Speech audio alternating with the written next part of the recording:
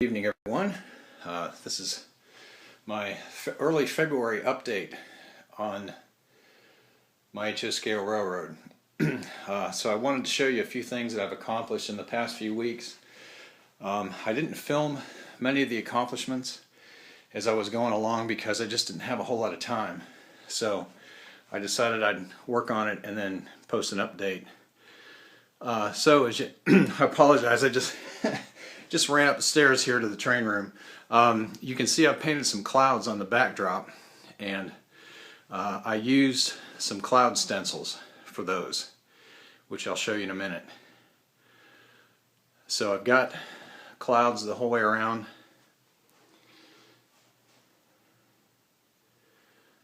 Up to the back side, and I apologize, I'm using my phone here tonight.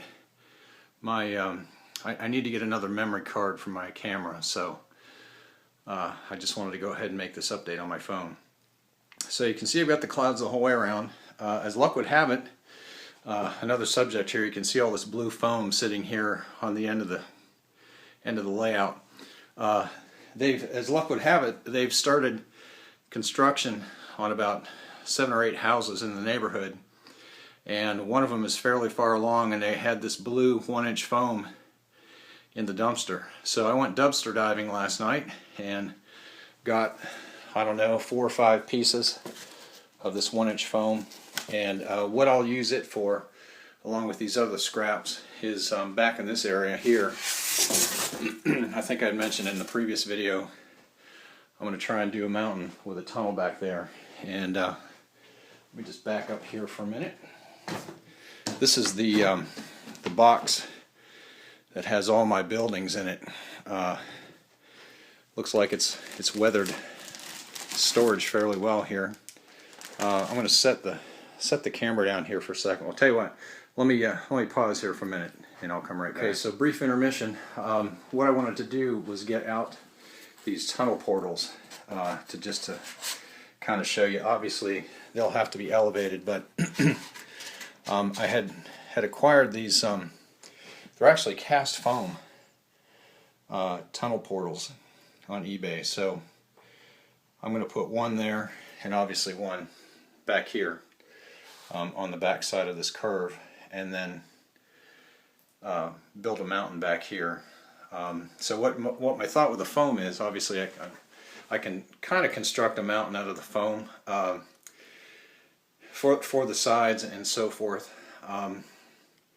You know, I may end up using plaster cloth there. I don't know, but there's definitely going to be a tunnel there. So and none here. Obviously, 2 bridges coming across to this side. I also have, in addition to the singles, I've got 2 doubles. So let me pause here for a minute, and I'm going to run an idea past you that I have. My idea is here, where there would normally be a bridge, I was thinking about maybe putting a mountain in here instead of a bridge. Obviously, you know, the mountain would be between this table and this table. I'll have to relocate the roadbed here a bit to allow it to go inside the portal. It looks like I'm going to have to shift it maybe 3/4 of an inch on each side. But you know what? Obviously, it would be this way, coming here around the curve into the tunnel across this gap. So that does a couple of things for me. It eliminates me having to buy a bridge. You know, and this gap here is about 36 inches, so it'd be at least a couple of bridges. You know, if I use double tracks, I'm still going to have to move the cork roadbed anyway. So, you know, that's my thought. So I'd like some input on that. What that would do is, you know, I can just make a module kind of thing that, you know, I can slide in here. And instead of having to worry about a bridge, you know, I can just put a piece of plywood across there with a brace underneath it. I don't care what it looks like, it's going to be under the mountain. So that's my idea. Give me some input there. What I've also started here on the outside of this curve is masking tape. It's half inch. Well, actually, it's 0.7 inches wide. And I got this eye from D-Glass 77. I don't know if you've seen his videos. If you haven't, you need to tune in. He's got some great ideas. He's rebuilding his layout. But what he does, he uses this masking tape to super elevate his curves, and it's a pretty neat trick. What you do is you just start at the beginning of the curve and lay one continuous strip of masking tape from the beginning of the curve to the end. Then you come back, depending upon how elevated you want your curve, you come back a few inches. I've come back probably 5, and you run another continuous strip. Come in another 5, another strip.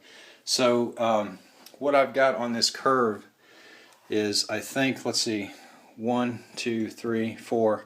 I've got 5 layers of masking tape, and it's probably, I don't know if we can even see this here. Anyway, that was a bad idea, but it's probably, between a 32nd and a 1/16 of an inch raised. And when you lay track on there, obviously half of the rail is going on the outside of the curve, and the other half is on the inside. I don't know if, probably can't see that, but anyway, it does super elevate the curves. And what a neat way, you can lay that masking tape down there in about a minute, and if you don't like it, you can peel it up. So pretty neat idea. Appreciate that. D-Glass 77, Derek, thumbs up on that one. Oh, also, and again, sorry for the camera motion here. I've started to use, and this is newsprint. You can get it at Walmart in a big sack, and it's down here on the floor. I think you get around 50 sheets of newsprint. It's about $10, so maybe 20 cents a sheet. But the nice thing about it is there's no newsprint on it, and so you don't get all that newsprint on your hands when you're crumpling it up. But what I've done is start to form some hillsides back here. I placed an order tonight on eBay for some plaster cloth, so maybe in the next couple of weeks we'll get that project underway. So I've got all that in here, back around underneath this back side here. And let me move this piece of foam here for a second. So my plan here, there's the coal mine back in the corner.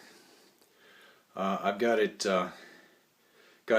I don't know, just as an aside here, I don't know how many of you guys have seen Modeler Man Mike's channel.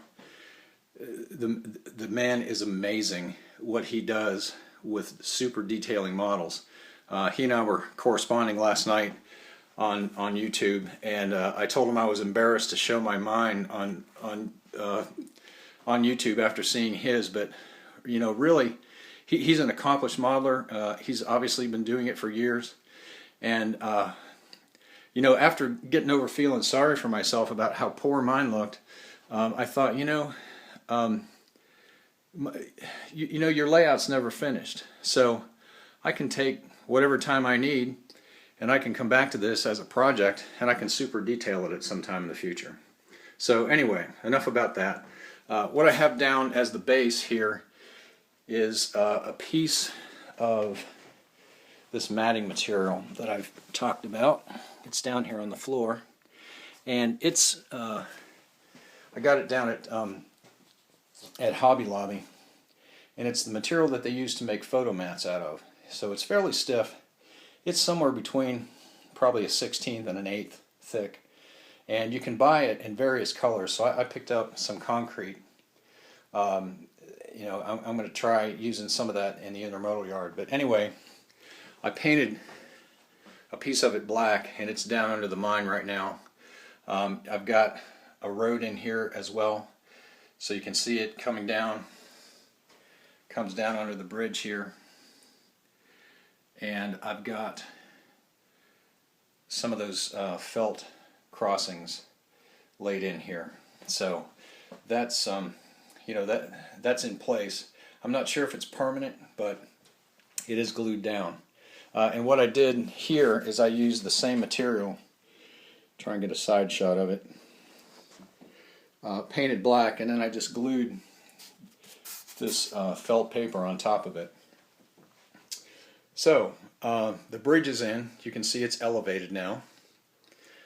My plan here is to start here at the corner and kind of slope down, you know, cover up maybe half of those trestle bents here with scenery so it looks like they're buried in the ground.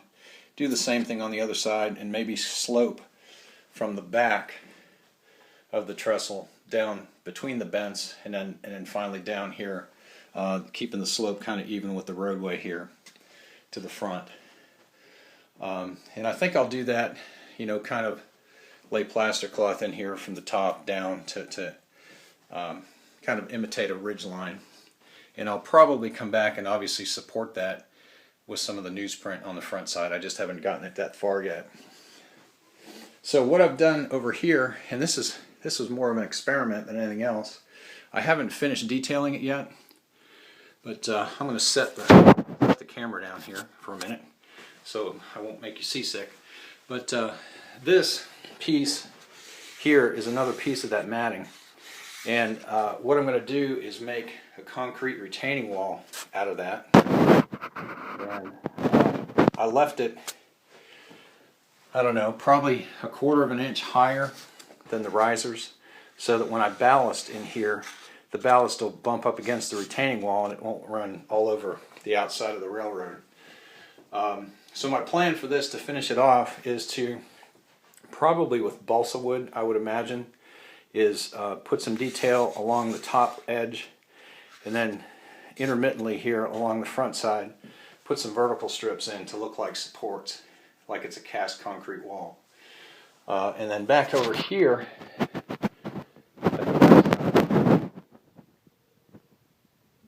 where it ends, I'll just bring the scenery down around the edge and then finish up, you know, covering the rest of that. So I think it's going to look pretty good once it's detailed. Right now it looks like a piece of cardboard glued to the side of my riser. So hopefully, you know, when I get it done, it'll look fine. If it looks awful, I can tear it off. I haven't lost anything. I picked up a couple more of these wood chip hoppers. And, you know, it's kind of become an obsession. I think it's because I have more sawdust. And I thought, gee, I need to buy more cars to put more sawdust in. But I'm going to have 6 of these things now. They're down here under the layout. You can see the 4 of them that are finished. John Prescott, and forgive me if it wasn't you, John, but made a recommendation that I should put a light brown wash on those chips to kind of, you know, tone them down a little bit. I haven't done that yet, but I think it's a good idea. So I'm going to do that, and I may post, it's probably going to be next week, a how-to on showing you exactly how I make the loads for the wood chip cars. You know, obviously I'm not going to be able to do that until I get another chip for my camera, because you know, there's no way I can hold a cell phone and, you know, do a how-to on that. But so anyhow, that's where we are with the layout. What I'm going to do here the rest of the evening is get out some of my buildings and kind of get an idea of where they're going to go, and then I can finalize my track plan in the open spaces. So I'm running about 10 minutes here. What I'll do is I'll stop. I'll get some of this stuff off the layout and put some buildings out. Right, we'll so I've spent a little time getting the structures and buildings out here, and this area here, which I refer to as section 3, is where I had always planned to place the town. And I've got it laid out here. You know, this, you know, it's probably not going to be permanent, but this is sort of my initial thought process of having the street come down here, kind of turn, go between these 2 buildings back to the station.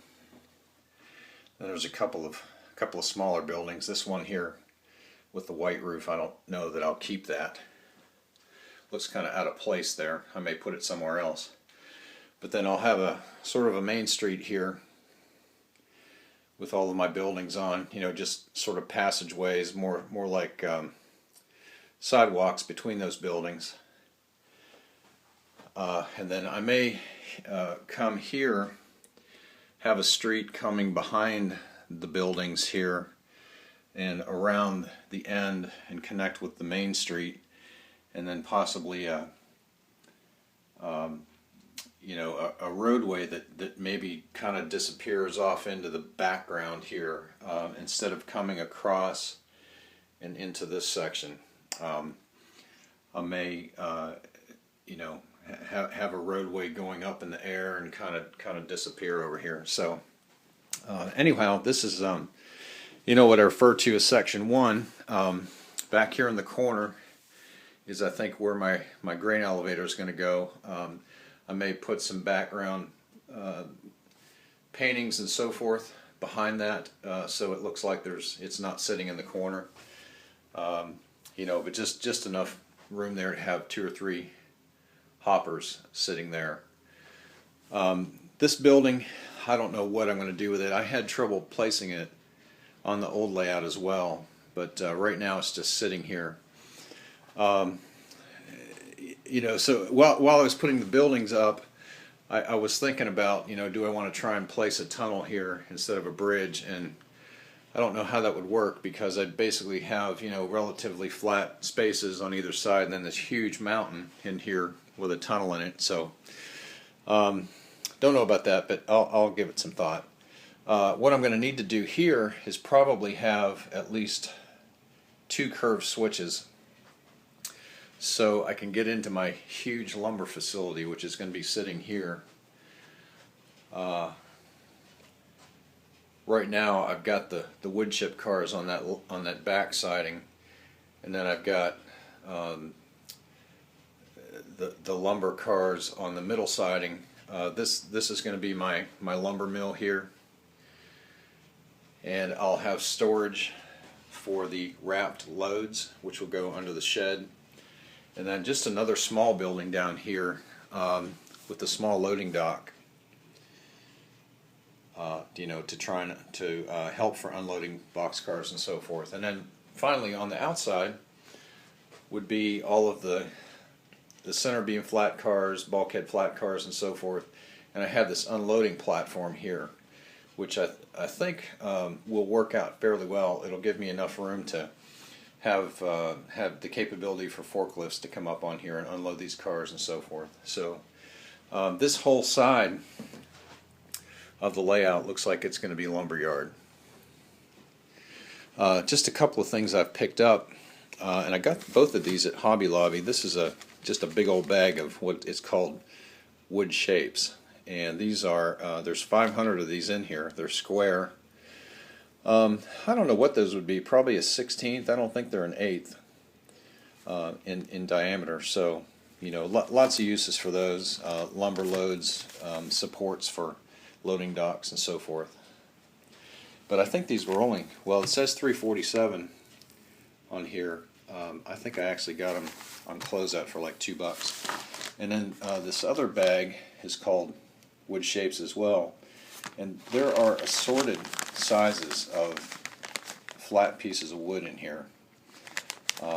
Some of these, like this one right here, is about the size of a sheet of plywood, I would think. It may be a little long, but there are some smaller ones down in here as well, which may be closer to a 4x8 size. So plenty of uses for those. Stacks, ramps, loading ramps to get stuff into and out of boxcars. So for, I don't know, I guess I paid $5 for all that wood there. So plenty of uses there. Back here, coming over to the final side, this is kind of the intermodal yard / engine servicing area, and I'm just kind of playing around with track placement here. Obviously this is fairly inaccurate, but it's just to have kind of a representation of what the tracks will be. My thought here is to run off of this turnout a track that will come down parallel the main line, service these two buildings here. One is the one on the left is a Railway Express Agency building, and this one I think I'm going to turn into like a farm supply building. Those two are going to share a big loading dock, and I'll make some ramps. You know, probably have a ramp down between them, a ramp on each end, and I can make it out of that material here that I use for you know, my roadways. So you know, and the placement of these, they may shift a little bit, but that's kind of the idea. And then so bring this one line here into another curved switch and have it connect back up with the main line. So it will serve as a passing siding, and also you know, the ability to serve some of these industries here. And I think the intermodal yard is probably going to be you know, not something I can pull through, but kind of stub end tracks. And I'm thinking I can probably get 3 in here if I'm careful. I also want to have the ability to have a couple of turnouts in here so that I can reverse direction and go back into my engine servicing facility. So I've got a single stall engine house, and then probably another siding here where I can store 2 or 3 locos. And put the entrance to the intermodal yard down here. I have this little check-in, check-out station. So have the road and entrance to the intermodal yard here, and then have a road coming down in front of these buildings, and either crossing here on the bridge, which I may need because there, you know, there aren't any roads over here. But you know, I guess what I could do is create a road and have it go off into the sunset over here in the background. The other option I've got is for the road to kind of turn and go on a bridge up over into the distance here. I thought for the church and the parson's house and the little cemetery and maintenance shed is to elevate the corner and have it like a little country church scene with just a road that goes by it, you know, that doesn't really connect anywhere. So anyway, that's kind of the layout as it sits right now with buildings. So appreciate all your comments and subscriptions and hanging with me here. You know, I've been a little bit inconsistent in posting videos, but hopefully I'll try and do a little bit better. So I know this one's running long. We'll cut it short now. And as always, comments are welcome. And thanks for sticking with me and for all your support. Talk to you later.